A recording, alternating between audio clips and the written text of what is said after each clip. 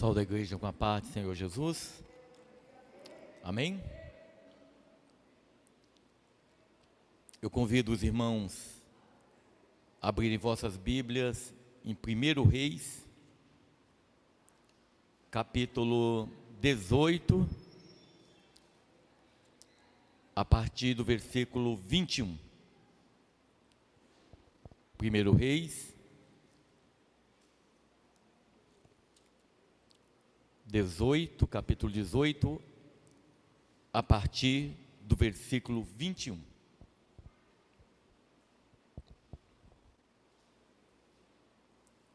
Irmãos, às vezes eu fico meditando sobre essa caminhada que o Senhor tem proposto a cada um de nós, caminhando, buscando o Senhor, procurando renunciar tudo aquilo que não agrada a Deus, né? E é interessante porque nessa caminhada a gente vai observando irmãos avançando, irmãos tirando determinadas coisas que o Senhor fala a elas que não agrada. E essas pessoas vão avançando. Mas também a gente vê que tem muitos irmãos na caminhada, pessoas que eu nasci num lar cristão praticamente. Minha mãe se converteu ao Senhor, eu devia ter 3 anos mais ou menos, por aí. E eu conheci muitos irmãos. Eu sei que uma coisa a gente vê nessa caminhada, irmãos,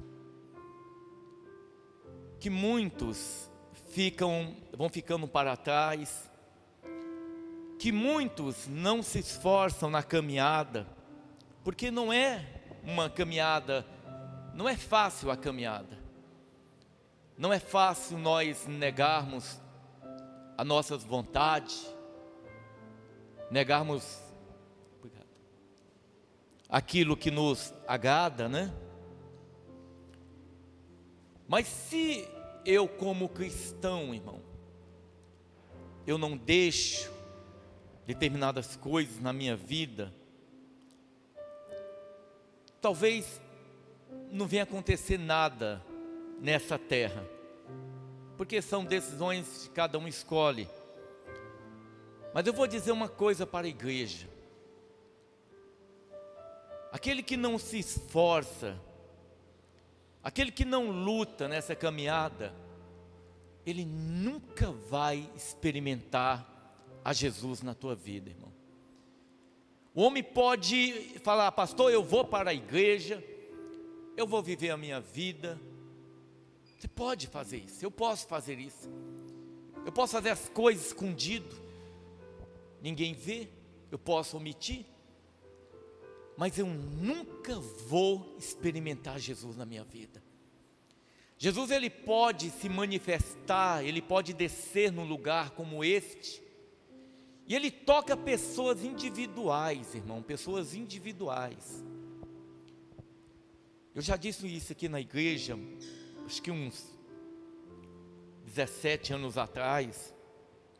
Nós estávamos em um culto, e ministrava, trazia a palavra uma senhora, uma irmã, e ela falou algo interessante, falou assim: olha, fecha teus olhos. Pediu para a igreja ali fechar os olhos, e a igreja, todo mundo fez silêncio, eu fechei meus olhos. Mas naquele dia, irmão, ela falou assim: olha, vocês vão verem, vocês vão perceber, vocês vão sentirem algo, vocês vão verem algo que vocês nunca viram. Eu me lembro que naquele dia eu fechei meus olhos, abaixei a cabeça, e de repente eu comecei a ouvir um vento dentro daquele auditório, como a Bíblia diz lá em Atos 2, como de um vento impetuoso. É como se aquele vento ele tivesse passeando por dentro daquele lugar. E quando aquele vento começou a soprar, irmão, eu me lembro de ter visto várias pessoas sendo tocadas. Pessoas sendo tocadas naquele momento. E pessoas gritando ali, sendo tocadas. Eu ouvi o vento. Após aquele culto, eu perguntei para uma pessoa que estava do meu lado, eu falei, você ouviu aquilo, aquele vento? Ele falou, não, eu não ouvi. O Senhor Deus, Ele permitiu que eu tivesse ouvido aquele vento impetuoso ali dentro. Algumas pessoas foram tocadas por Deus naquele lugar, irmão. Eu não fui tocado por Deus. Sabe por que eu não fui tocado por Deus? Porque naquela ocasião, eu estava com o coração ressentido. Eu estava aborrecido com determinada pessoa, muito magoado. E por causa daquela mágoa, Deus não pôde tocar na minha vida. Eu não pude experimentar o Senhor. Talvez a grande maioria nem ouvir aquele som, daquele vento impetuoso, conseguiram ouvir. O Senhor permitiu que eu ouvisse, mas eu não fui tocado. Eu compreendi que a vida cristã, que essa caminhada cristã, ela não é de qualquer jeito.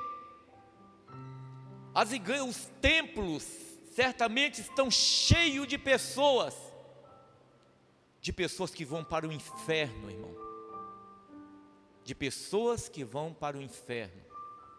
Por quê? Porque não entenderam o que é a vida cristã. Não compreenderam o que é ser um cristão. Não compreenderam isso. Em uma outra ocasião, era um domingo de manhã, estava o pastor Moacir, que pregou aqui 2 domingos atrás. Estávamos um grupo de irmãos, estava a Eliene, e eu me lembro que tinha um irmão louvando a palavra de Deus. Aquele irmão começou a louvar. De repente eu comecei a sentir um cheiro naquele ambiente, um cheiro de mel, mas era um cheiro muito forte de mel.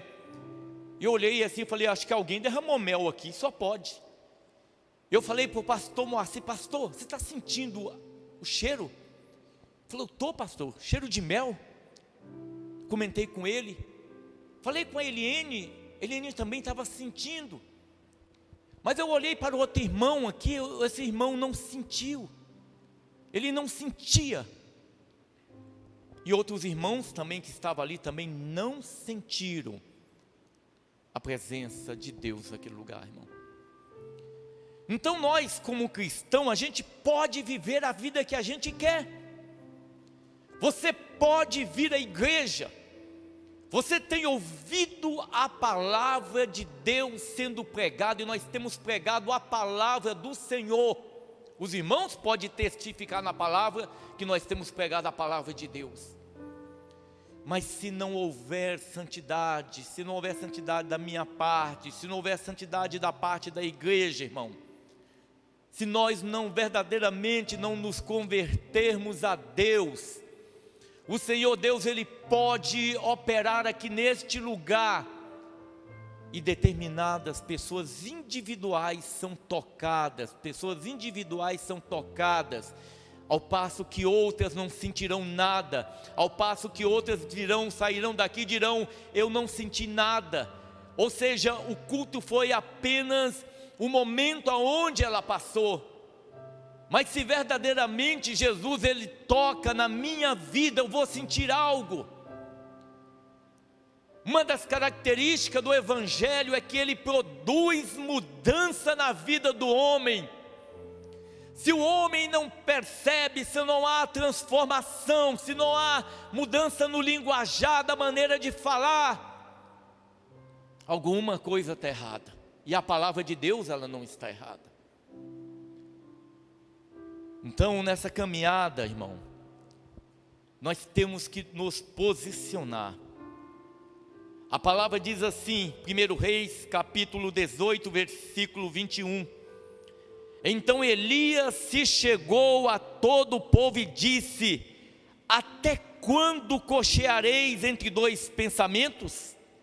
Se o Senhor é Deus, segui-o, e se Baal, segui-o. Porém o povo não lhe respondeu nada. Porém o povo não lhe respondeu nada. Esse fato da história aqui, e a gente olhando até para os dias de hoje, a gente não vê muita diferença em Israel com relação a este tempo. Israel sempre, irmão, andou longe de Deus. Se nós formos em Israel hoje, eu imagino que nós, como cristãos, a gente se escandaliza com a conduta de talvez 90% daquele povo, que nem a Deus eles temem. Eles não creem, o judeu não crê que Jesus Cristo é Deus. Mas a maioria dos judeus, nem Deus eles creem. Nem Deus eles creem. Porque a conduta deles, o que procede, o que eles fazem, não é vida de uma pessoa que teme a Deus. Ainda que tenha ali pessoas que temem a Deus, mas eu creio que se Deus tem plano de salvação naquelas vidas, eles vão compreender que Jesus Cristo é o Senhor, que Jesus Cristo é Deus. Mas nesse tempo aqui, esse povo estava em dúvida, não sabia se servia a Deus ou se servia a Baal. É muito triste isso, quando nós olhamos e nós percebemos que a igreja não tem posicionamento. Quando os crentes, por exemplo, ele tem uma conduta de uma maneira em um lugar e maneira diferente na outra, que muitas vezes nós temos vergonha de falar que nós somos cristãos, seja porque nós seremos repreendidos, seja porque as pessoas hoje, elas têm aversão ao cristianismo, e nós estamos assistindo isso hoje. Eu sempre costumo dizer que nós vivemos dentro de um mundo à parte, onde a gente convive com os irmãos crentes, que temos uma conduta diferente, uma conduta totalmente contrária àquilo que o mundo prega. E às vezes a gente convive, onde eu trabalho, por exemplo, a maioria das pessoas com quem eu trabalho são cristãos. Então é um ambiente bom, um ambiente, a grande maioria é de pessoas que servem ao Senhor, eu louvo a Deus por isso. Mas quando a gente percebe, quando a gente sai deste meio, e muitas vezes eu não saio desse meio, a gente começa a escandalizar do que está acontecendo aí fora. E muitas vezes o Natan, ele relata para mim o que eles têm presenciado lá na universidade, onde ele está estudando. E ele tem dito: pai, é muito ruim o ambiente. Ele falou para mim uma coisa interessante hoje, falou: olha pai, muitas vezes a gente está preocupado de tentar impedir que o mal venha sobre os nossos jovens. Ele falou: pai, já veio. O senhor não tem noção do pensamento desses jovens, daquilo que a Bíblia estabelece como valores. O senhor não tem noção do que essas pessoas pensam. E eu creio que a grande maioria nossa aqui, irmãos, também não entende esse mundo. A gente não imagina o que acontece. Talvez a irmã Lucy, que trabalha da aula, hoje está convivendo, ela talvez tenha essa noção.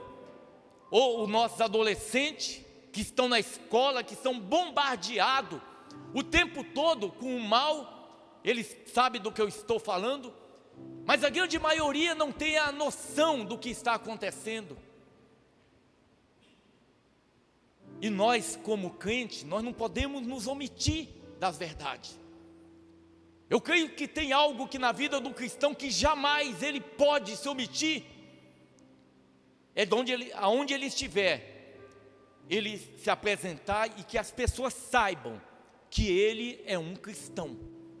Que ele é um cristão.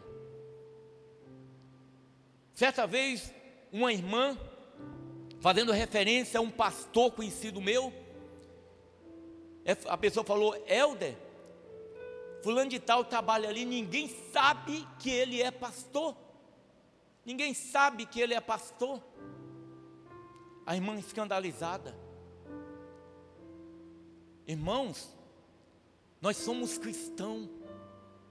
Nós não podemos cochear entre dois senhores. Jamais eu neguei que Jesus ele é o Senhor da minha vida, e eu não nego que o Senhor Jesus é Senhor da minha vida, custe o que custar. Eu não nego que o Senhor Jesus é o Senhor da minha vida.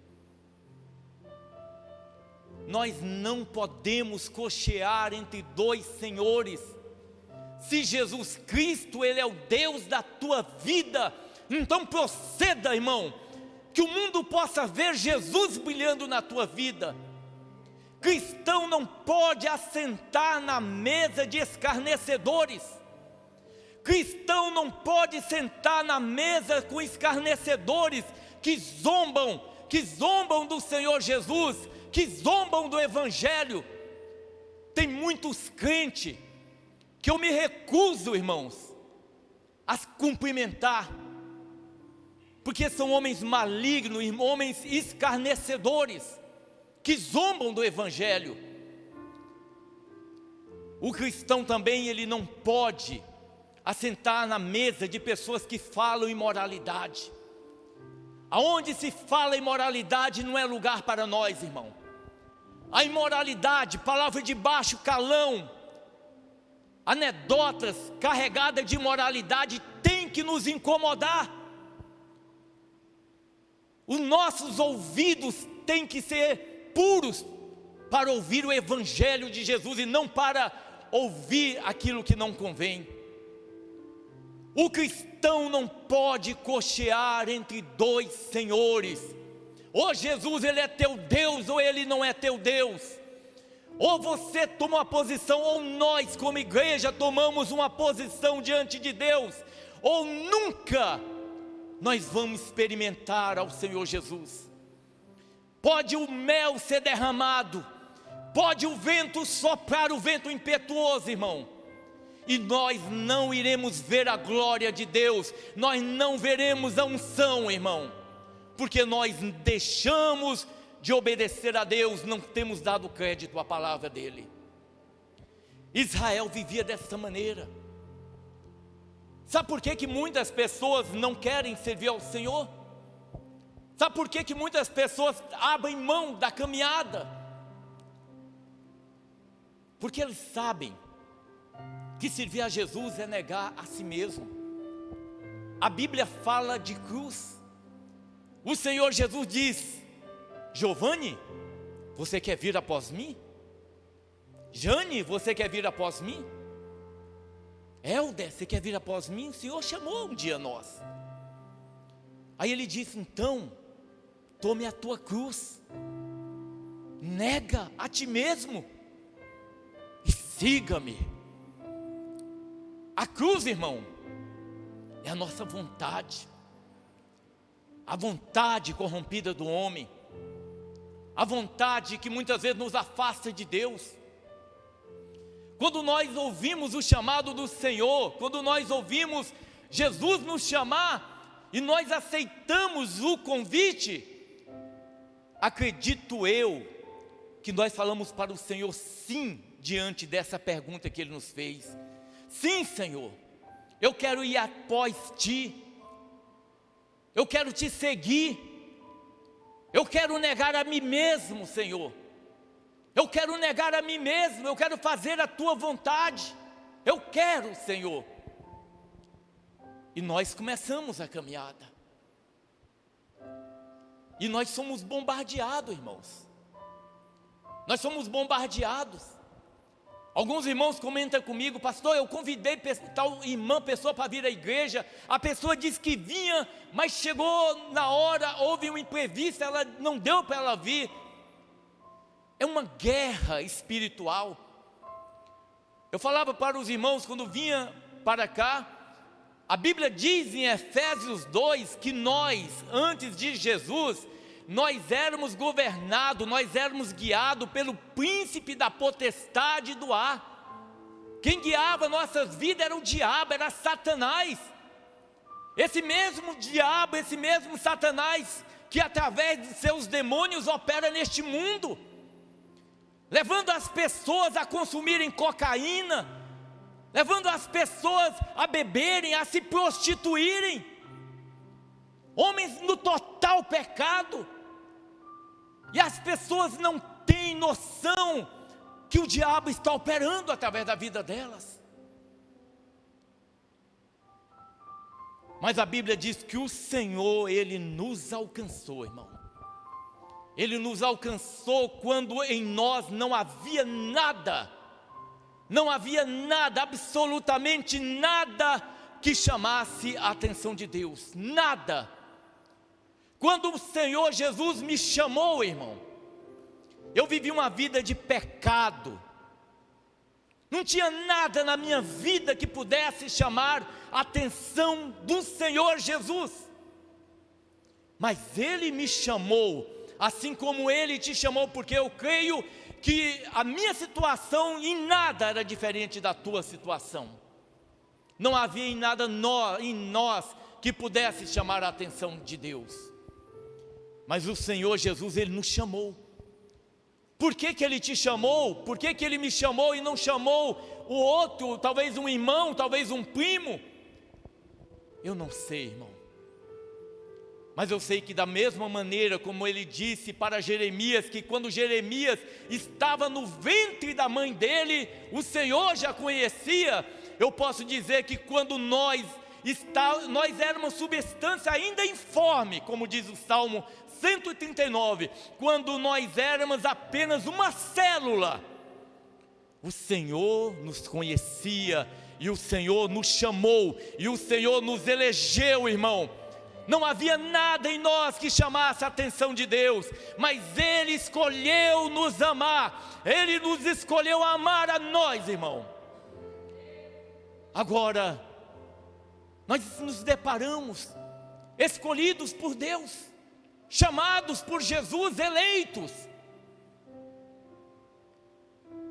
Eu não esqueço, tem frases que marcam, assim, algumas coisas que marcam na minha vida, e a Jéssica uma vez, duas coisas a Jéssica falou que marcou a minha vida, assim, algumas coisas. Uma dessas coisas, dizendo com relação a alguém falando para ela que queria sentir o que ela sentia, porque a Jéssica falava e ela via que a Jéssica falava com fé, e a pessoa dizia: eu queria sentir isso, mas eu não sinto isso que você sente. Sabe por quê, irmãos? Porque só confia em Jesus quem tem o Espírito Santo. Eu sempre digo, o macumbeiro, o feiticeiro, o espírita, eles acreditam naquilo, eles acreditam em alguma coisa, mas eles não têm fé. Por quê, pastor? Porque a fé, ela faz parte do fruto do Espírito. Só tem fé quem tem o Espírito Santo.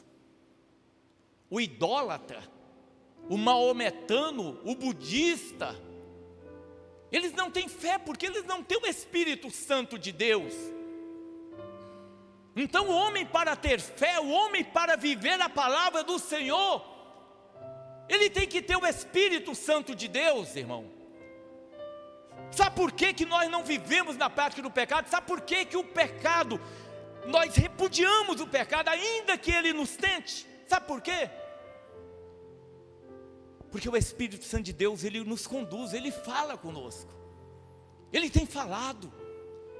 Às vezes a gente quer falar alguma coisa, às vezes você ouve alguma coisa, ou às vezes você vê alguma coisa, e de repente o Espírito Santo de Deus, ele te toca, e aquilo te incomoda, porque você não quer entristecer o Espírito Santo de Deus. Essa é uma característica do cristão. Eu não quero entristecer o Senhor Jesus, eu não quero deixar de fazer a vontade de Deus, porque eu creio, porque eu amo, eu quero fazer a vontade dEle. Nesse texto aqui de Israel, a Bíblia diz que Elias manda que Acabe reunisse o povo no Monte Carmelo. O povo não sabia se servia a Baal ou se servia a Deus, indeciso. Tinha uma irmã que costumava dizer que aquele que estava em cima do muro, esse já é do diabo. A partir do momento, se você tem dúvidas se serve a Deus ou se serve ao mundo, ou se serve a Deus ou a Baal, o diabo já te ganhou. Porque na vida cristã não pode ter dúvida. Eu quero Jesus, Ele é a razão única do meu viver. Mas aqui o povo está em dúvida e Elias manda que Acabe reúna o povo no Monte Carmelo, juntamente com os 450 profetas de Baal. E aqui eu quero puxar novamente uma coisa para os irmãos. Baal também fala através de profetas, irmãos. Baal também fala através de profetas. Viu? A Bíblia fala em 1 Samuel capítulo 16, que o Espírito de Deus saiu de Saul. Quando o Espírito Santo de Deus saiu de Saul, ele já não sentia mais a presença de Deus, não tem mais a presença de Deus. E aí ele está angustiado, porque a falta de Deus nas nossas vidas, a falta do Espírito Santo de Deus nas nossas vidas, deixa a gente para baixo, deixa a gente aflito. Principalmente quando nós experimentamos de alguma forma o Senhor Jesus na nossa vida. Quando você experimenta Jesus aí e você afasta da presença de Deus, isso te causa tristeza na tua alma, isso te causa depressão, opressão. Eu não estou dizendo que todo mundo que tem depressão é porque não tem o Espírito Santo de Deus, mas eu estou dizendo que quando o Espírito Santo de Deus ele sai da vida de um homem, o homem fica angustiado, de acordo como diz a palavra do Senhor em 1 Samuel capítulo 16, falando a respeito de Saul. E quando o Espírito Santo de Deus sai da vida de Saul, aonde que Saul vai buscar refúgio? Já que Deus não falava com ele, ele tinha paz quando Davi tocava a harpa, aí ele tinha paz. Mas como ele queria que Deus falasse com ele, ele vai até uma pitonisa, diz a palavra de Deus. E a pitonisa vai falar determinadas coisas. Ele vai consultar a pitonisa fala assim: olha, eu estou vendo um homem subir, um homem de barba, um homem com tal característica. E ele fala: é Samuel.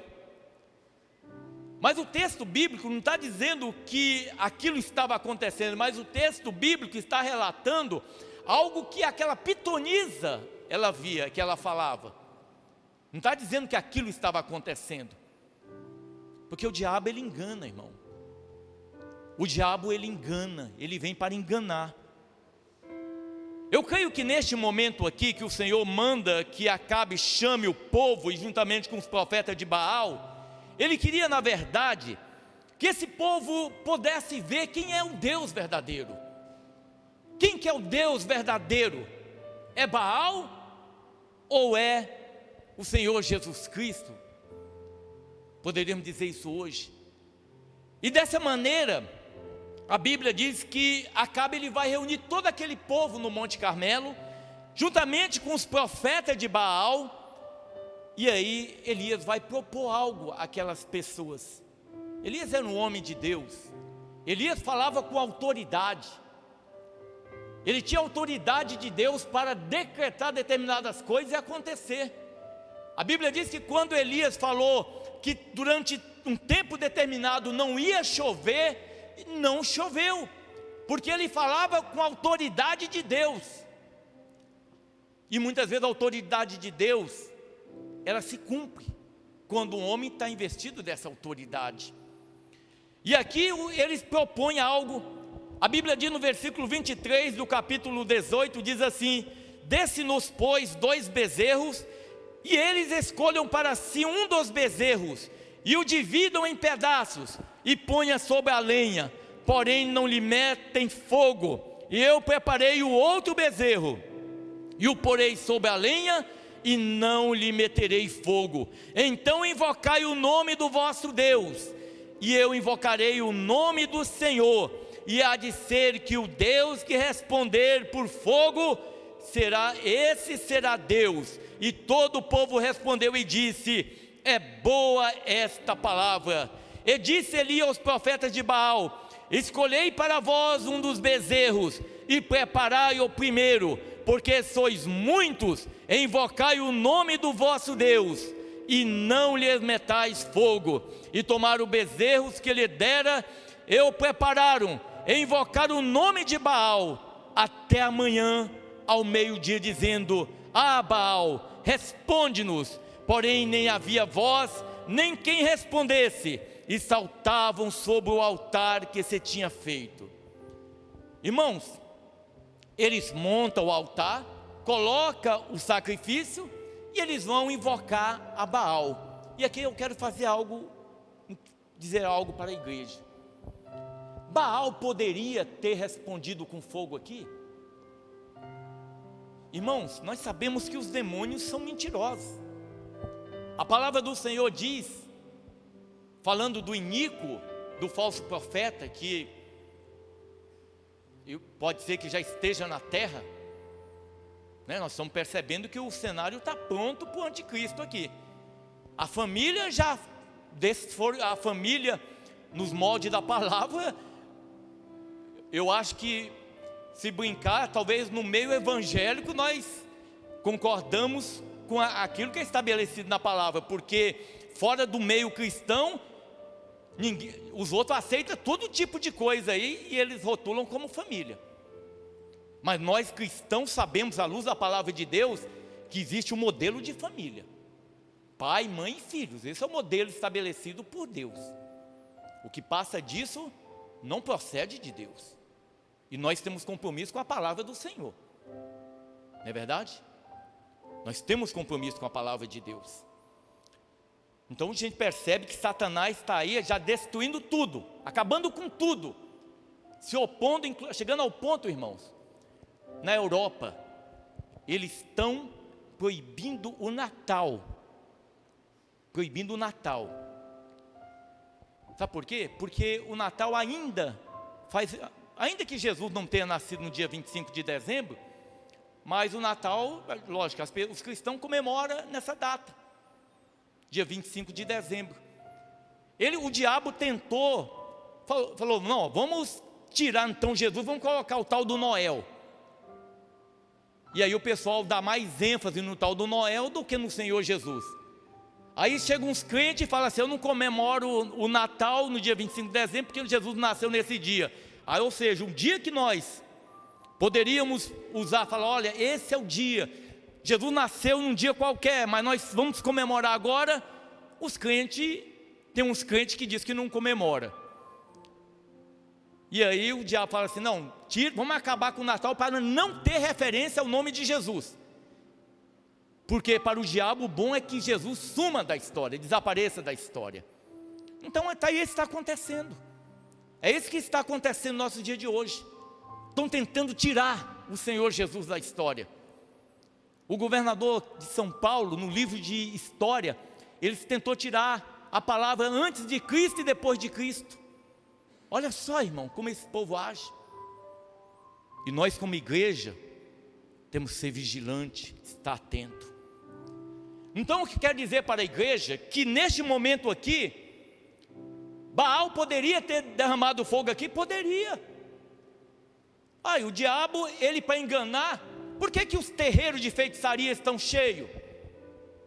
Por que os terreiros de macumba, por que a idolatria é tão forte no Brasil? Porque é o espírito do engano, irmão. Ao espírito do engano, uma cegueira espiritual. As pessoas estão cegas, as pessoas não conseguem ver, estão com o entendimento fechado. O diabo poderia ter mandado fogo aqui para enganar, como nós vamos ver muitas coisas sobrenaturais acontecendo, e muitas vezes falando que é de Deus, e a gente tem que ser cuidadoso, porque tudo o que acontece, até os milagres que acontecem, a gente tem que perguntar: esse milagre de alguma forma exalta o nome do Senhor Jesus? Por exemplo, isso talvez os irmãos conheçam, alguns irmãos participaram de alguma reunião desse tipo. Uma vez o irmão falou para mim: olha pastor, veio um fulano de tal, em determinada denominação, e esse irmão, ele falava o CPF das pessoas, ele falava o nome das pessoas. Aonde que isso vai edificar a vida de alguém, irmão? Isso é adivinhação. Isso em nada engrandece ao nome do Senhor Jesus, ao Evangelho. Mas muitas vezes nós somos iludibriados, ou nós acreditamos nesse tipo de coisa, achando que isso é de Deus. Isso é o espírito do engano. Quando o crente profetiza, porque existem os profetas, há os profetas na Bíblia, e há os profetas na igreja, e é importante que haja profeta na igreja, mas o profeta, ele profetiza de acordo com a palavra. Uma vez eu vi uma profeta profetizar, e essa profeta, ela estava diante de um desembargador, e logicamente que o desembargador mexeu com a profeta, e a profeta começou a profetizar um monte de coisa, e eu estava ali olhando. Irmãos, tudo que ela falou foi mentira. E eu estou falando isso porque o que ela falou, eu vi o que aconteceu. Porque a profecia, ela vai se cumprir. A profecia vai se cumprir. Essa profeta disse que aquele desembargador, ele ia para outro órgão maior, que estava até vendo algumas coisas. Ele não foi para aquele lugar, ele foi para um lugar que não convém a ninguém ir. Ele foi para a cadeia, fazendo coisa errada.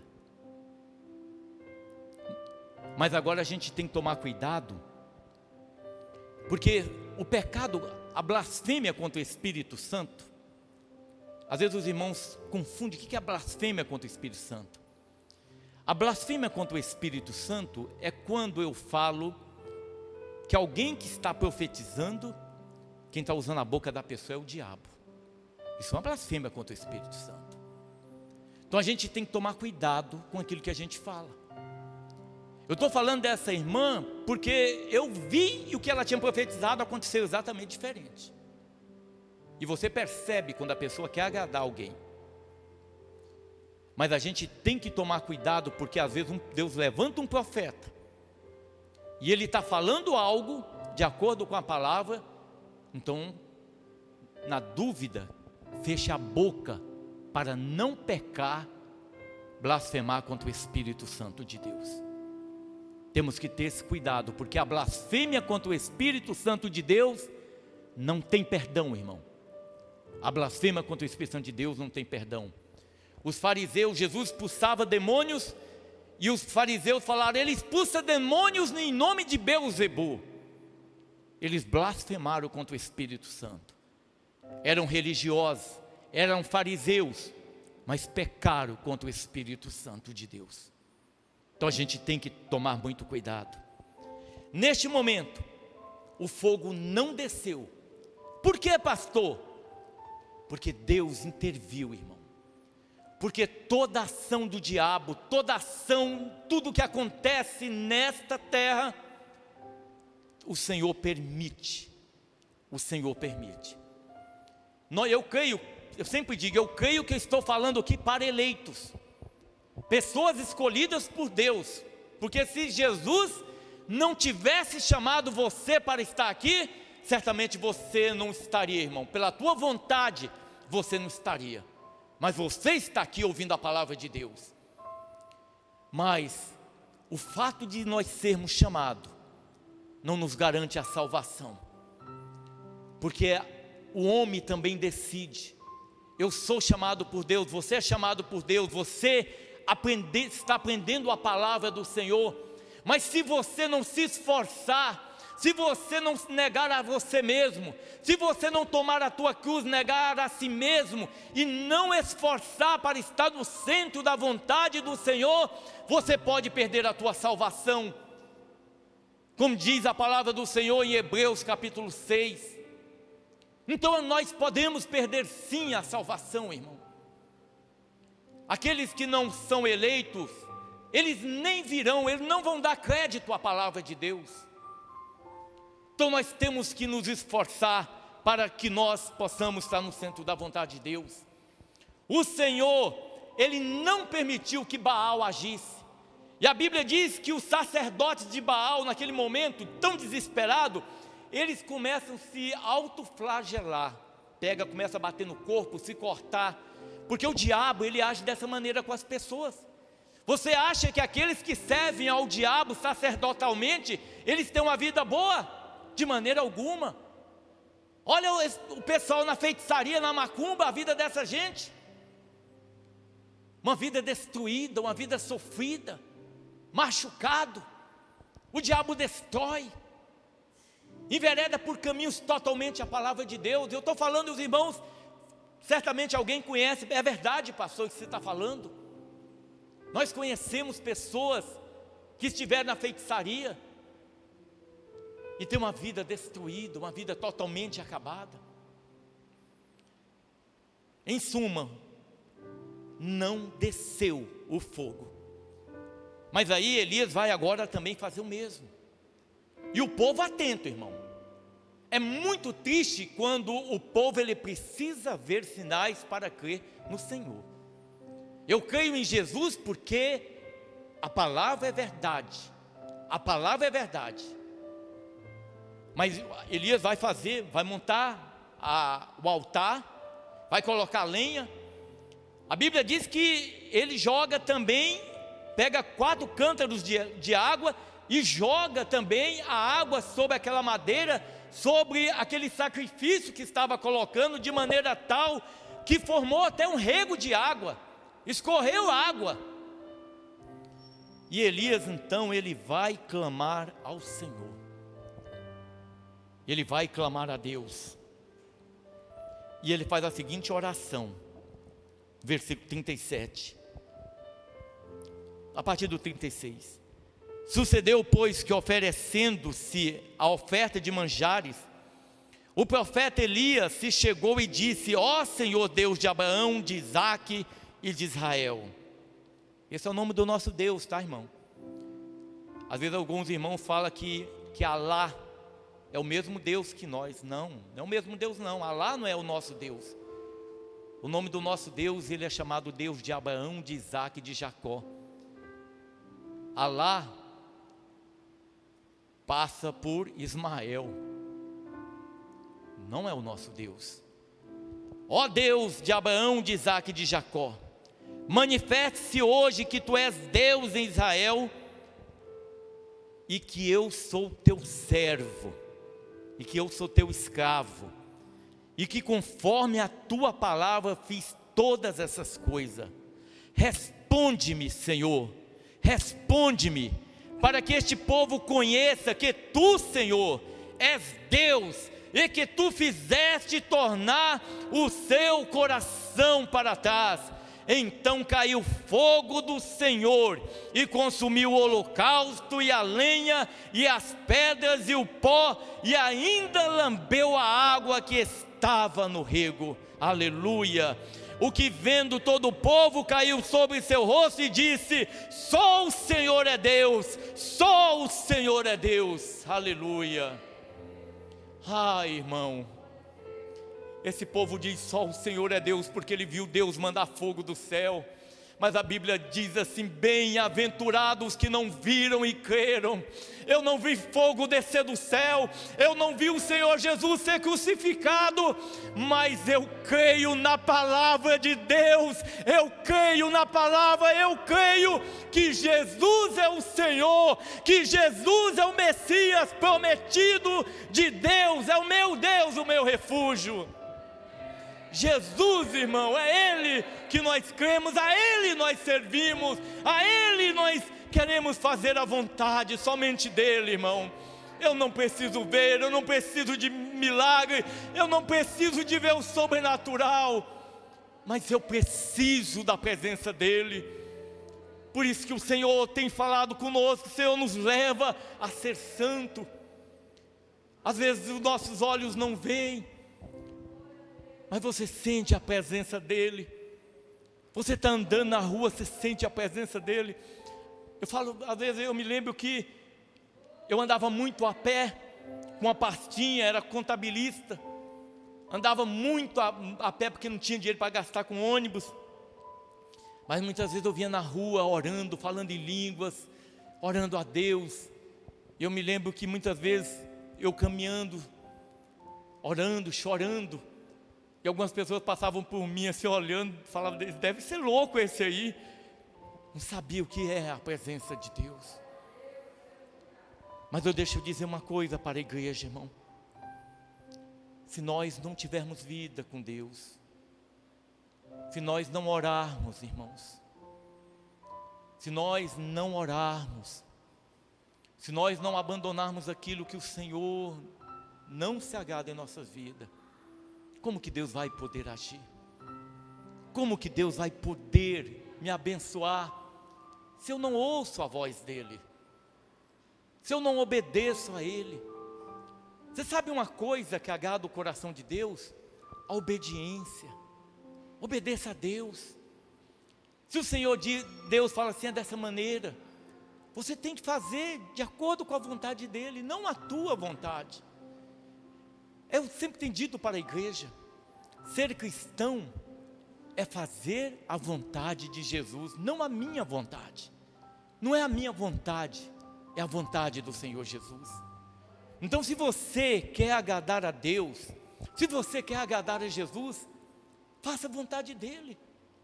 Entra no teu quarto, Senhor, se eu estou fazendo algo que não te agrada, fale comigo, Senhor. Fale comigo, que eu quero buscar mais de Ti. Irmãos, venha na oração. Existe a oração particular nossa em nossas casas. Antes de trabalhar, não é dentro do carro para orar não. Levanta e ora, ajoelha. Se você levanta 6 horas, passa a levantar 5, 10 minutos mais cedo para você orar. Aí você ora, aí se acabou, levantou, aí você vai fazer os seus afazeres. Não é orar dentro de carro não, é orar individualmente. Mas existe uma oração chamada congregacional, quando a igreja se reúne para orar, e nós temos que orar. Isso fortalece na vida cristã, irmão. Isso fortalece. Eu sei que tem irmãos que é difícil às vezes. Tem irmãos que trabalham à noite, trabalham até tarde, não tem como vir. E os irmãos estão angustiados, porque não pode vir. Eu sei que tem muitos irmãos tão ocupados, tem uma série de impedimentos. Mas se esforça, irmão.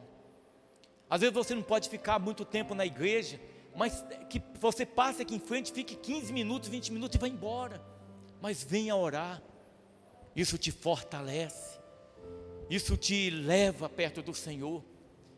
Isso vai ser o diferencial para os crentes que vão ver a glória de Deus. Essa turma do oba-oba, que só vem na igreja, que ali não ora, não vai prevalecer, irmãos. Dificilmente vai resistir. Que nós verdadeiramente possamos a cada dia entender que nós precisamos ser servos. Que a cada dia a gente tem que entender que ser cristão não é fazer a minha vontade, mas é a vontade do Senhor. Isso é a vida, é o cristianismo. Amém? Glória a Deus. Eu quero convidar a igreja a ficar em pé. Eu vou orar, aí vou falar rapidamente sobre dízimos e oferta.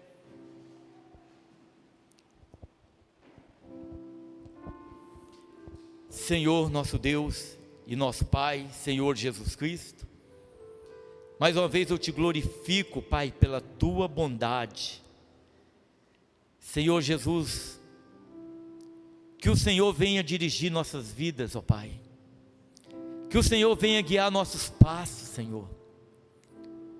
Nós não precisamos de nada nessa terra, mas nós não podemos viver sem o Senhor Jesus. Sem a tua presença, Pai.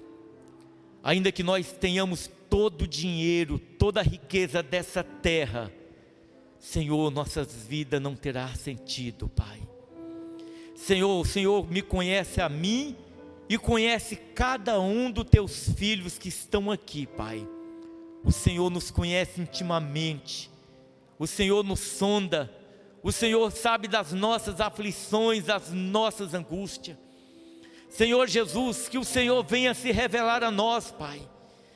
Senhor, que o Senhor venha conduzir nossas vidas, não permitindo, ó Deus, que nós venhamos desviar nem para a direita, nem para a esquerda, mas que nós venhamos estar no centro da Tua vontade, Senhor. Senhor Jesus, guia-nos, ó Pai, pela vereda da justiça, por amor do Seu nome, Pai. Nos guia, Senhor. Jesus amado, muitos dos Teus filhos aqui, Pai, estão aqui, ó Deus amado, e alguns membros de suas famílias não estão aqui, Pai amado. Senhor Jesus, eu peço a Ti, alcance, Pai, a nossa casa, alcance, Senhor, os nossos familiares, ó Pai, aqueles que não Te conhecem, ó Deus amado, aqueles que não experimentaram uma vida na Tua presença. Senhor Jesus, que o Senhor possa mover, ó Pai, que o Senhor possa restaurar, que o Senhor possa avivar a Tua igreja, Pai. Ó Deus amado, usa nossas vidas, Senhor, como um instrumento para anunciar o Teu evangelho. Ó Deus amado, eu sei, Senhor, que milhões e milhões de pessoas estão indo para o inferno, ó Pai, porque não Te conhece, porque não Te experimentou, ó Deus amado. Ó Senhor Jesus Cristo, que o Senhor venha restaurar, ó Deus amado, em nome de Jesus, ó Pai, em nome de Jesus, ó Deus amado, em nome de Jesus eu oro, em nome de Jesus, amém? A irmã Nájila vai louvar? Vai não? Amém, irmão. Então vamos, eu vou falar rapidamente, senta só um momentinho, eu vou falar rapidamente sobre dízimos e oferta.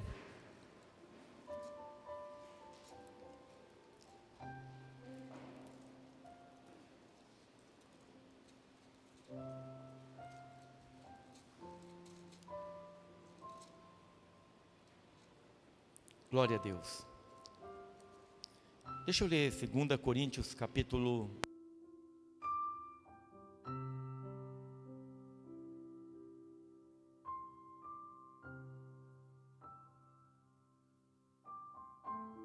2 Coríntios capítulo 9,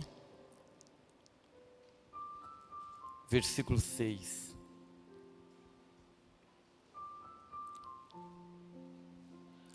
Segunda Coríntios 9, 6. E digo isto, que o que semeia pouco, pouco também ceifará, e o que semeia em abundância também ceifará. Cada um contribua segundo propôs no seu coração, não com tristeza ou por necessidade, porque Deus ama ao que dá com alegria. E Deus é poderoso para tornar abundante em vós toda graça, a fim de que, tendo sempre em tudo toda a suficiência, superabundeis em toda boa obra, conforme está escrito: espalhou, deu aos pobres, a sua justiça permanece para sempre. Ora, aquele que dá semente ao que semeia e pão para comer, também multiplicará a vossa sementeira e aumentará os frutos da vossa justiça. Aleluia. Irmãos, se você for dizimar, se você for ofertar, eu sempre digo, isso não diz respeito a mim, isso é algo muito particular do homem para com Deus. A única coisa que eu sempre digo para a igreja é que aquilo que você contribui, aquilo que você coloca no gasofilácio, eu tenho consciência que isso não é para mim, nem para meu deleite.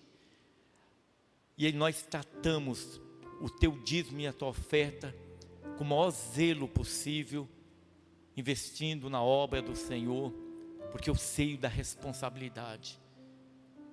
Então, se você for dizimar, se você for ofertar, eu quero pedir que após, nós vamos orar mais uma vez, que você pegue o envelope e que você deposite no gasofilácio a tua oferta, teu dízimo, aquilo que Deus colocar no teu coração.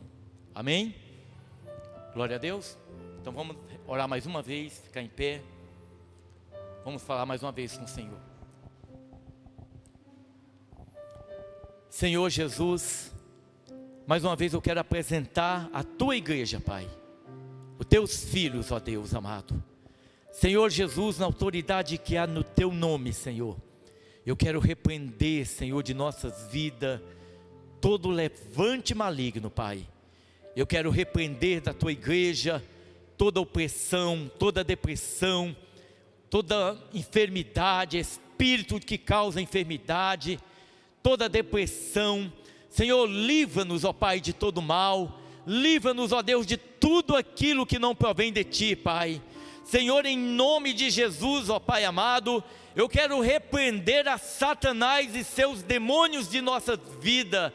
Senhor, em nome de Jesus, ó Pai, eu quero repreender toda obra de contenda, de porfia, toda malignidade, em o nome de Jesus, ó Pai amado. Senhor, nos conceda, Pai, uma semana na Tua presença, uma semana, Pai, guiada por Ti, Senhor, pelo Teu Espírito Santo, em nome de Jesus, ó Pai. Ó Deus de glória, encha-nos da Tua presença, encha-nos do Teu Espírito Santo, ó Deus, em nome de Jesus, ó Pai, em nome de Jesus que vive e reina para todo sempre.